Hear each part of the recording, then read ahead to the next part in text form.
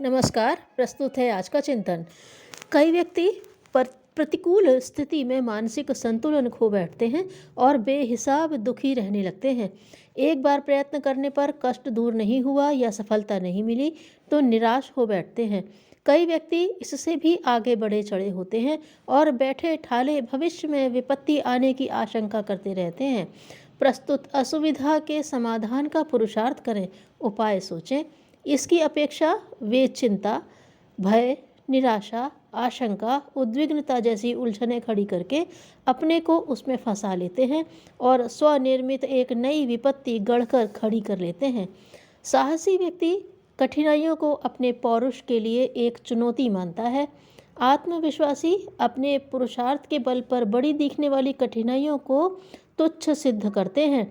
कठिनाइयों से ग्रस्त व्यक्ति भी यदि धैर्य और संतुलन से काम ले तो उन्हें कोई न कोई रास्ता अवश्य मिल सकता है।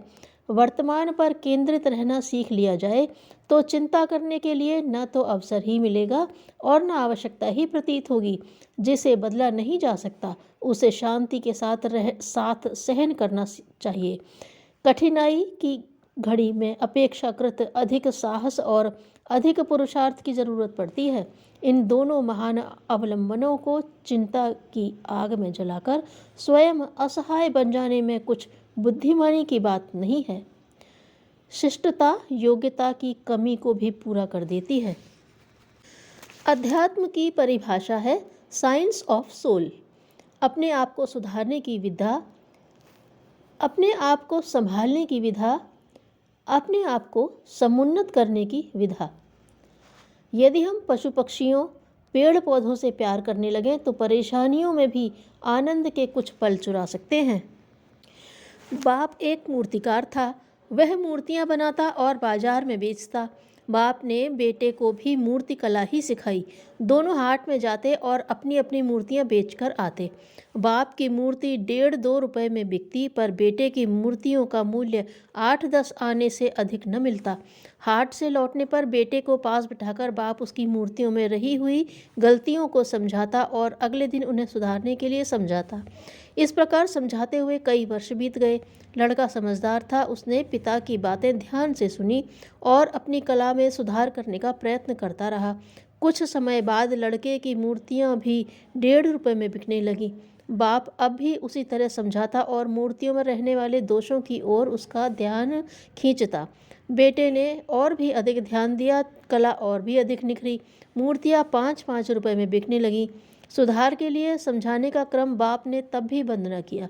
एक दिन बेटे ने झुंझला कर कहा, आप तो दोष निकालने की बात बंद ही नहीं करते। मेरी कला अब तो आपसे भी अच्छी है। मुझे 5 रुपए मिलते हैं जबकि आपको 2 ही रुपए। बाप ने कहा, पुत्र, जब मैं तुम्हारी उम्र का था तब मुझे अपनी कला की पूर्णता का अहंकार हो गया और फिर मैंने भी सुधार की बात सोचना छोड़ दिया। तब से मेरी प्रगति रुक गई और 2 रुपए से अधिक मूल्य की मूर्तियां न बना सका।